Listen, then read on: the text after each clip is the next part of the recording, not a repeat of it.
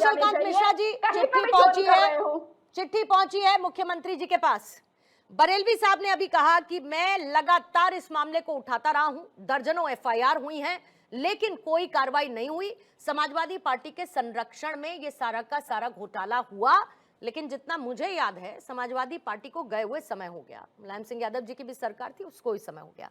तो अगर ये मांग बार बार उठ रही है तो इस मामले में आपकी सरकार की तरफ से क्या एक्शन लिया गया है सो फार? पूर्णिमा जी, सबसे बड़ा एक्शन ये लिया गया है कि जो वक्फ अमेंडमेंट बिल जिसको कांग्रेस की सरकार ने 2012-13 में अमेंडमेंट किया था, और उस अमेंडमेंट के बाद 15 साल में, कुल 15 साल में उसको इतनी असीमित ताकत दे दी गई थी कांग्रेस की सरकार के द्वारा कि उसने 18 लाख एकड़ लैंड पे 15 साल में कब्जा किया, जबकि टोटल लैंड 39 लाख एकड़ मानी जाती है वक्फ की आजाद भारत में, जिसमें से 18 लाख एकड़ केवल इस 15 साल में कब्जा किया। इस असीमित ताकत को देकर के कानूनी जामा पहनाया गया था जो कांग्रेस के द्वारा, और समाजवादी पार्टी उस समय उनके साथ गोद में बैठ करके राजनीति कर रही थी। उस समय जो गलत कॉन्स्टिट्यूशनल के द्वारा किया गया था, जिसकी वजह से अवैध कब्जों के ऊपर हम कोई कार्रवाई नहीं कर पाते थे, वक्फ में की अपील हाईकोर्ट में नहीं हो पाती थी, अगर ट्रिब्यूनल का डिसीजन आ गया तो केवल सुप्रीम कोर्ट में चैलेंज हो जाता था। उसको कॉन्स्टिट्यूशन के लेवल पे जो कमियां तुष्टीकरण के नाम पे कांग्रेस सरकार ने की थी, उसको दूर किया मोदी जी की सरकार ने। ये सबसे बड़ा। और उसके बाद से आज ये देखिए, ये मौलाना साहब आकर के टीवी पे बोल रहे हैं, ये हिम्मत कि एक मुस्लिम मौलाना आकर के टीवी पर वक्फ के खिलाफ बोल रहा है, ये जो हिम्मत आई है बोलने की, ये हिम्मत देने का काम योगी जी और मोदी जी की सरकार ने किया है। अगर हम बात करते हैं अभी, हालांकि मैं बिल्कुल अभी जिस पे सारे लोग जाएंगे, मैं पहले ही बता देता हूं कि ये सबको, इनको समाजवादी, अभी दूसरे चैनल में भी समाजवादी पार्टी के प्रवक्ताओं को ये बोला गया है कि राम मंदिर पे ही बोलना है। राम मंदिर में जो हुआ गलत हुआ, उसके चोरों को सजा मिलनी चाहिए, उसके घोटालेबाजों को सजा मिलनी चाहिए। पर आज एक दिन दोपहर में काम हुआ है, मौलाना साहब की चिट्ठी आई है, अखिलेश जी, समाजवादी पार्टी, कांग्रेस वाले, राहुल गांधी, प्रियंका गांधी, इंडी गठबंधन के किसी ने एक भी ट्वीट, एक भी मैसेज, एक भी प्रेस कॉन्फ्रेंस, एक भी धरना प्रदर्शन नहीं किया है। कोई वक्फ की लैंड जो मिसयूज की जा रही है, जिसपे अवैध कब्जा है, उसके सामने जाकर के अब कोई प्रदर्शन करने नहीं गया।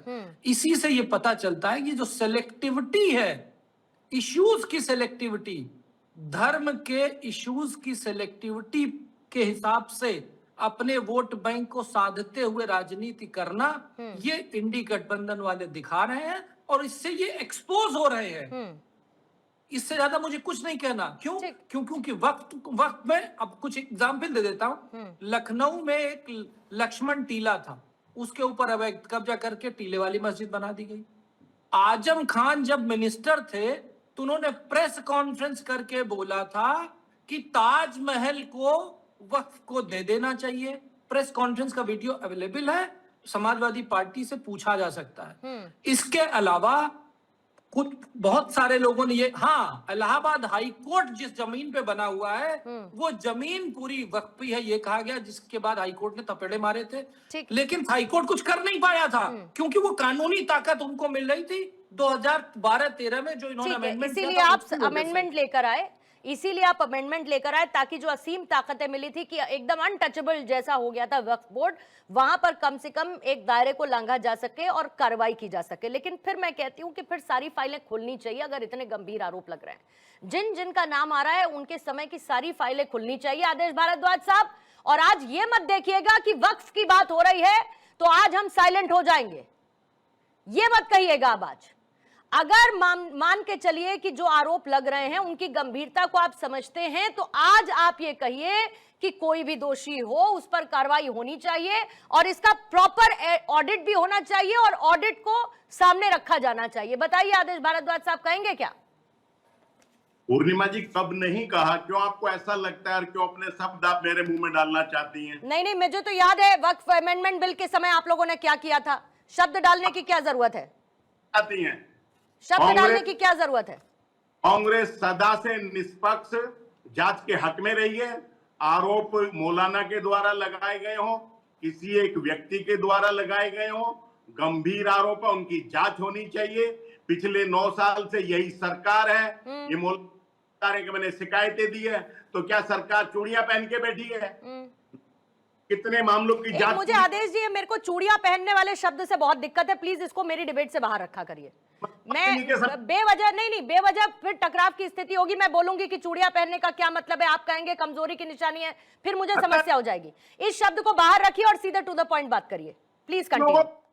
रोने वाले लोगों को बहादुर बताया जा रहा है। नहीं, आप दूसरी तरीके से इसकी व्याख्या करिए, मुझे कोई समस्या नहीं है। Feel free to use any other word, don't use this. और आगे से भी याद रखिएगा आदेश जी इस बात को, प्लीज बोलिए। बता देती है, आपको बीजेपी सरकार का दृष्टिकोण नहीं दिखता। जो मैंने कहा आपने सुना, पूजा जी भी अग्री करेंगी जो मैं कह रही हूं उससे। इधर उधर की बात मत करिए, चूड़ियां पहनने की बात मत करिए। आप इनकी कमजोरी की व्याख्या जैसे करनी है कोई और शब्द निकाल कर लेकर आइए, चूड़ी पहनने की बात मत करिए आदेश जी। हमने सारा कानून से देश चलेगा, बस ये बात करिए, ये बात करिए, कोई दिक्कत नहीं है इसमें।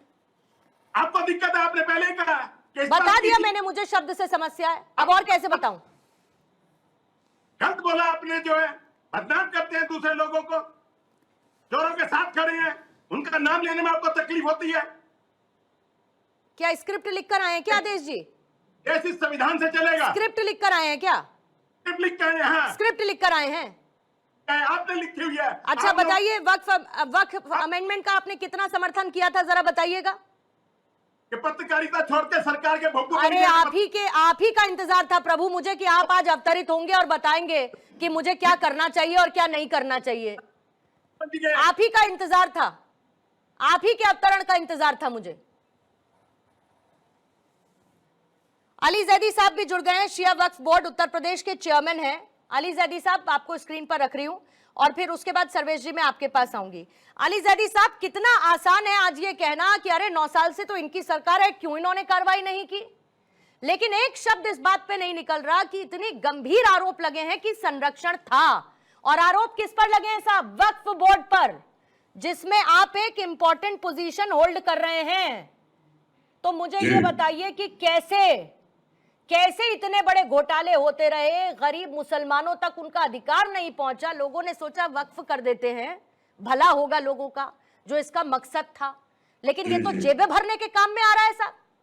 बिल्कुल, देखिए वक्फ में उत्तर प्रदेश की यदि बात करें तो पूर्व सरकारों में जो है भ्रष्टाचार को बढ़ावा दिया हर एंड से।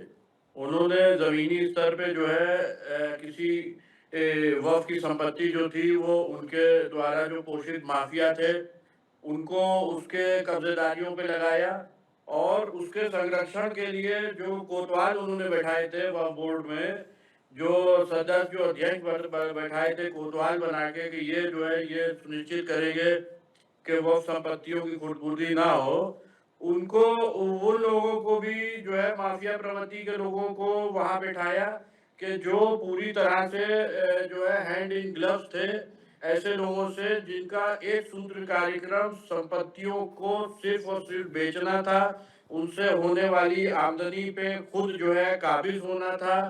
और यदि कोई व्यक्ति उसके बारे में आवाज उठाए कि इस तरह से जो है हो रहा है, गरीब मुसलमानों का हक उनसे छीना जा रहा है। नहीं, आप चेयरमैन है ना अली जैदी साहब, अगर मैं गलत नहीं हूं तो आप चेयरमैन है ना शिया वक्फ बोर्ड के। तो आप चेयरमैन हैं, मतलब जो सब कुछ हो रहा है वो आपकी नजरों में है।